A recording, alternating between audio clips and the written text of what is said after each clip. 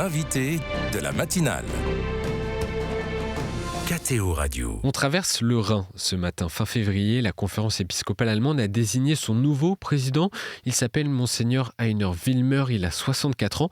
Il est évêque d'Hildesheim dans le quart nord du pays et il succède à Monseigneur Georg Betzing qui est à l'origine du chemin synodal allemand, plusieurs fois mis en garde par le Vatican. On va voir ce matin qui est Monseigneur Wilmer et quel chemin il entend donner à ce synode allemand avec notre invité Stéphane Lunte. Bonjour. Bonjour. Merci beaucoup d'être avec nous. Vous êtes historien et vous avez été de 2013 à 2025 secrétaire général des commissions européennes Justice et Paix et vous avez travaillé pendant plus de 30 ans à la commission des épiscopales de l'Union européenne, la COMECE. Que pouvez-vous nous dire sur ce nouveau président de la conférence épiscopale allemande ? Que j'étais d'abord surpris qu'il a été élu. Il a été bien sûr mentionné à plusieurs reprises comme un candidat potentiel pour succéder à Monseigneur Betzing, mais je ne pensais pas ça possible. Mais la surprise était là, le Saint-Esprit a œuvré, et donc Heiner Wilmer a été élu le nouveau président de la conférence épiscopale Pourquoi allemande. ça a été une surprise ? Sa jeunesse relative, sa jeunesse aussi dans l'épiscopat. Il a été ordonné évêque de Hildesheim en 2018 seulement. Ça fait pas un long parcours d'épiscopat, dans l'épiscopat. Donc, moi, j'avais pensé à d'autres personnes. Mais c'est lui maintenant, et c'est très bien. Et c'est un élément intéressant quand on regarde son profil. Il parle très bien italien, il connaît la curie romaine. Oui, mais vous me permettez de dire d'abord qu'il parle très très bien français. Il parle très bien le français. Il a fait ses études, une partie de ses études à Paris. Il a même quand il a été à Rome, il a étudié la philosophie française. Il a fait sa thèse de doctorat sur Maurice Blondel. Donc c'est d'abord un francophile, je dirais. Et oui, vous avez raison. Ensuite, il a travaillé, il a vécu aussi à Rome et il parle l'italien, comme il parle aussi bien l'anglais et l'espagnol. Il fait partie des très très peu d'évêques, de petit nombre d'évêques allemands, là, il faut le dire. Peut-être ça s'applique aussi un petit peu pour les évêques français qui sont vraiment capables de s'exprimer dans plusieurs langues. Un polyglotte, donc. Quel a été son rôle dans le chemin synodal allemand entamé en 2020 ? Je peux dire qu'il a salué l'engagement de l'Église sur ce chemin synodal dès le départ. Il a en même temps, dès le départ aussi, insisté à plusieurs reprises même sur la nécessité de mettre au cœur de ce chemin synodal la question de la mission, de l'évangélisation et de bien la raccrocher ainsi au synode sur la synodalité.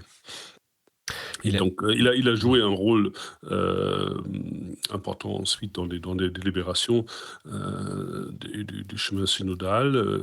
Après, vous avez peut-être suivi là dernièrement, c'était un comité synodal qui a élaboré des statuts pour une nouvelle conférence synodale.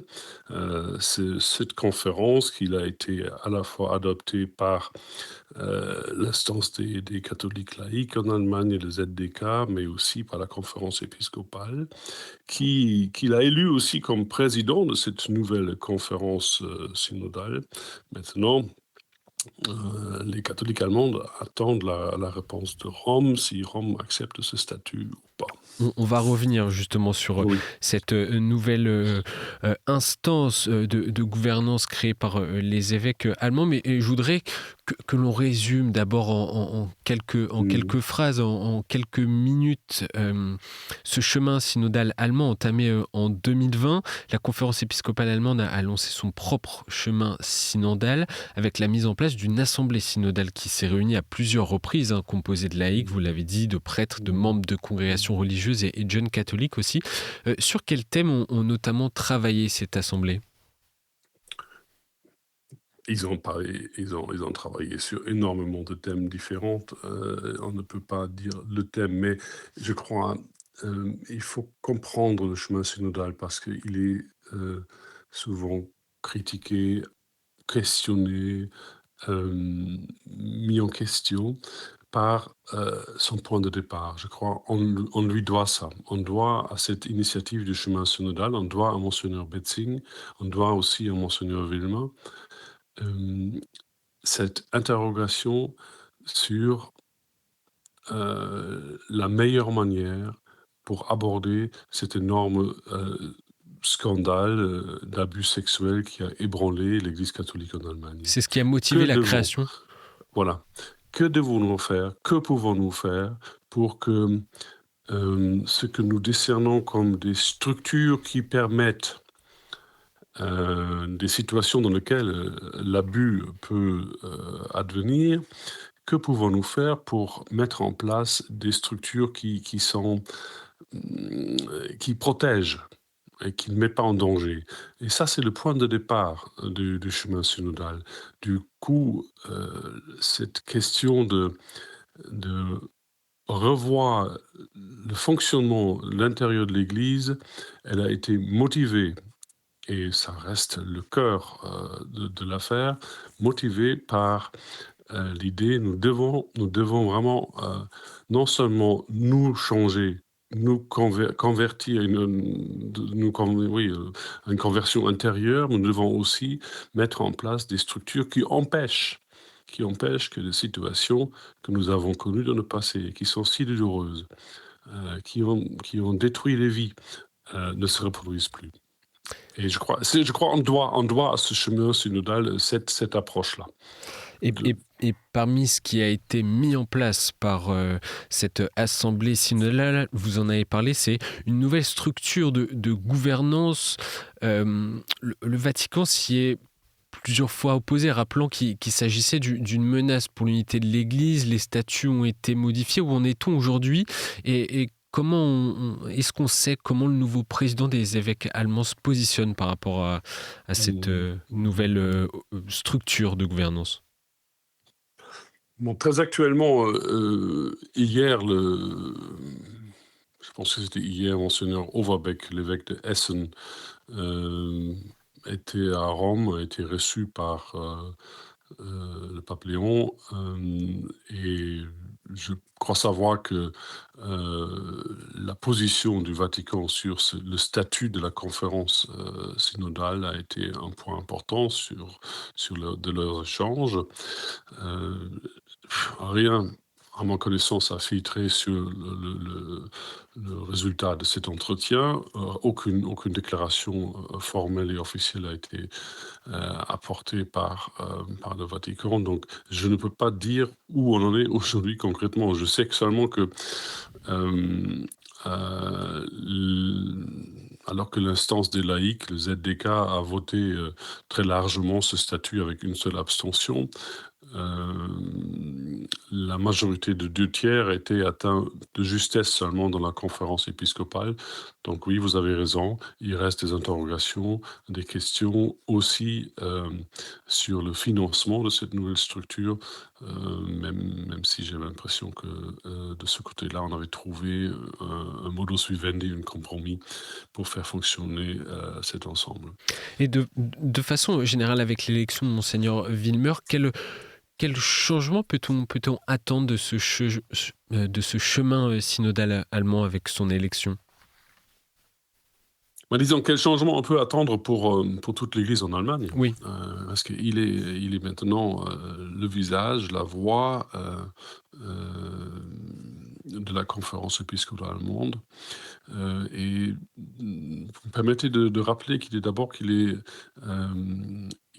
est prêtre, mais surtout il est membre d'une congrégation religieuse, les Déoniens, comme on dit, les prêtres de Sacré-Cœur de Jésus.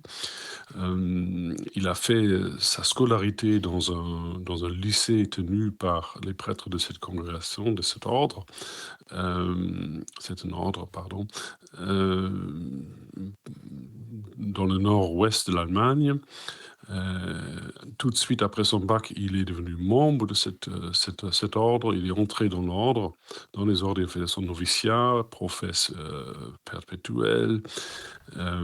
Il a été provincial, même général de à l'échelle universelle Mmh. de cette congrégation, de cet ordre. Alors, Rainer Wilmer est d'abord un membre de cet ordre et qui est identifiable, particulièrement identifiable par leur spiritualité tournée vers le Sacré-Cœur de Jésus. Je crois, en ayant échangé avec lui, savoir aussi qu'il a été très ému et très touché aussi par la dernière encyclique de pape François, Dilexit Nos sur le Sacré-Cœur. Mais ça veut dire traduire en termes d'orientation pour la conférence épiscopale. Oui, vous avez là un évêque qui a pris part dans les débats sur les questions diverses de société, mais c'est d'abord un homme de spiritualité, d'une forte spiritualité, marqué par la piété du Sacré-Cœur. Et sur son charisme, sur sa façon dont il pourrait conduire la conférence épiscopale allemande, est-ce qu'il y a des traits singuliers qui se dégagent? Vous me permettez que je regarde encore son parcours. Et il a été non seulement brillant étudiant de la théologie, avec un doctorat sur un philosophe français, mais en parallèle, il a conduit aussi il a mené des études pour devenir professeur de lycée. Il avait son CAPES, comme je crois, on dit ça Oui, exactement, oui. en français. Et il a enseigné la religion, l'histoire et les sciences politiques à Fechter en Allemagne, à New York, et il est devenu proviseur de l'école dans laquelle il a été lui-même élève. Il est pédagogue. Il est un enseignant apprécié il est très apprécié par ses élèves. Il est pédagogue. Il essaye de trouver des mots simples pour décomplexifier les choses. Donc ça se sent aussi dans ses déclarations. Et selon vous, dernière question, quel va être l'enjeu majeur de sa présidence des 3 prochaines années? Nous en avons parlé, c'est cette conférence synodale. Quelle que soit la décision qui va être prise prochainement par le Vatican, l'après, ça va être difficile à manœuvrer, donc c'est un vrai souci, un vrai enjeu pour sa présidence. Et après, la présidence va être marquée par les faits qu'a déjà connu son prédécesseur. Nous avons la semaine dernière les derniers chiffres sur l'évolution de l'Église catholique en Allemagne. Encore en 2025, on a perdu 300 000 membres de l'Église catholique en Allemagne, qui est maintenant se situe à 19,2 millions catholiques. C'est bien moins qu'un quart. C'était encore il y a 20 ans, c'était 30%. Donc vous voyez cette disparition en nombre, disons, dans la démographie allemande des catholiques. C'est certainement un des grands enjeux, et comment gérer cette nouvelle situation. Merci Stéphane Lunte d'avoir accepté notre invitation ce matin et de nous avoir dressé le portrait donc du nouveau président de la conférence épiscopale allemande, Monseigneur Rainer Wilmer. Bonne journée à vous. C'est moi qui vous remercie et je vous souhaite une bonne journée.